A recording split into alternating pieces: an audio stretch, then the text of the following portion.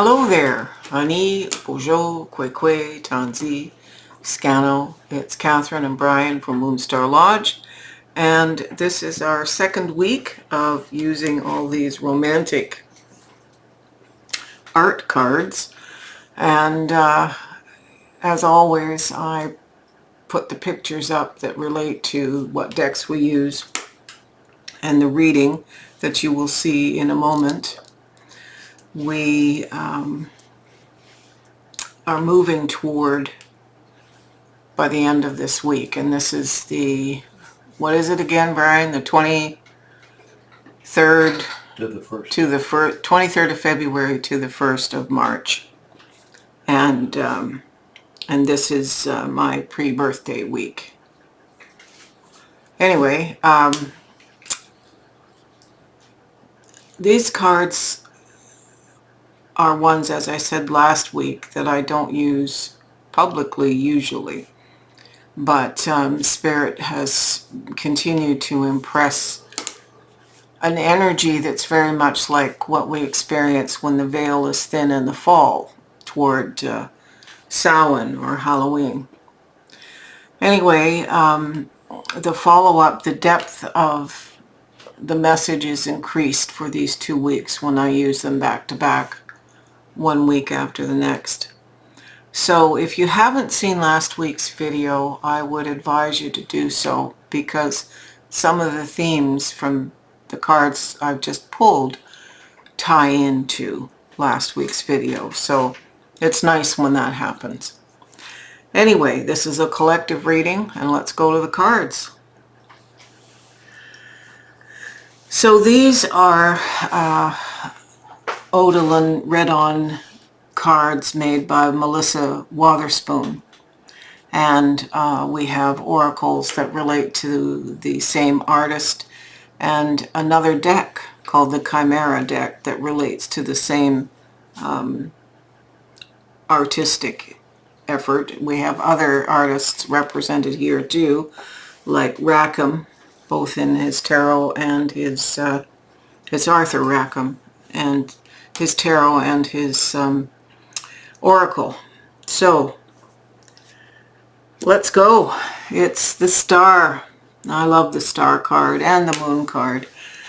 The Star card, though, is hope, healing, and knowing that even in the darkness our way is lit.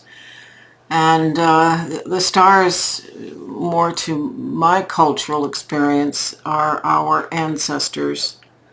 And so there is a long history of trailblazing ahead of us. And we are being helped along our way. And the Ancestor card that I pulled from the Fribourg Tarocchi is the Two of Wands. So Spirit is telling us that the ancestors are helping us choose the path that the Star is helping us follow. The Star is also about health. So if you're suffering, I'm being led to tell people that whatever illnesses that you have will be truncated this week and hopefully obliterated very shortly. The second card here is the Page of Wands. So lots of information, lots of emails, lots of communication, lots of information about spiritual stuff coming down the pipes. So lots of time for messages. This is important with a new moon or a full moon rather, right at the beginning of next week. So we're developing. We need to be listening for those messages coming, and in the forms. Sometimes they come like a cleat-on, like you walk by somebody in the grocery store and you suddenly hear a word spoken, or there's a license plate in front of you that has an answer to a question that you've been mulling over.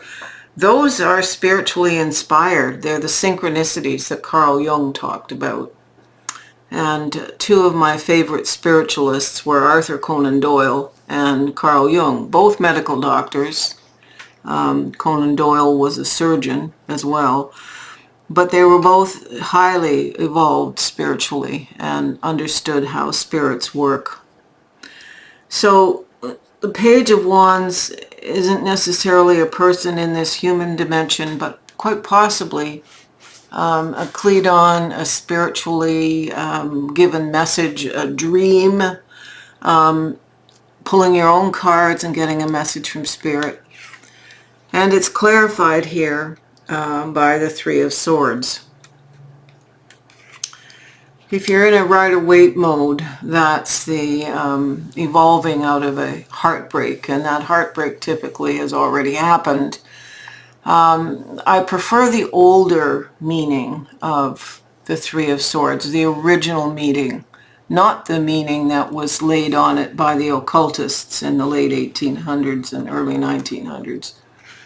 The historic meaning is using science and using experience to map out new adventures. It's learning from sometimes mistakes and learning from adventures. So it's an evolution of self, often not done by oneself. So however this applies to us, whichever meaning will depend on who we are and what we're dealing with.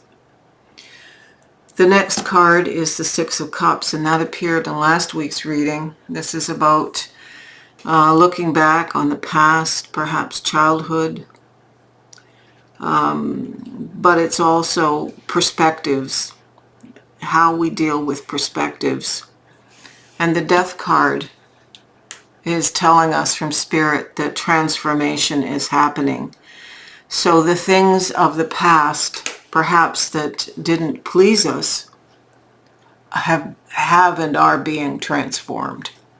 So the transmutation is energetic. We are not stuck in patterns of the past. This is clearly an important message for those of us who have intergenerational trauma, for race-based trauma, for colonial bombardment trauma, whatever it is. This is a wonderful thing to know, that particularly the memories we have that aren't good are being transformed and transmuted. Remember, we have these ancestors here with spiritually based choices, and it is our choice to let go. But the Death card is transformative. The phoenix rising out of the ashes is the best way to see that. The King of Wands is here, and so we've got the Page and the King, and the King is about bringing spiritual fire, passion, passionately evolved energies to the community. It's joy, it's wealth, it's creativity, collectively. He is the externalized expression of the fire element. So it's not just personal. That's the Queen.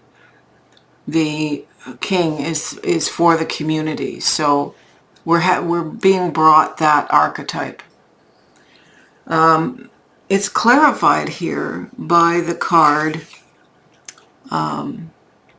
Awareness, and I will just read you what awareness means.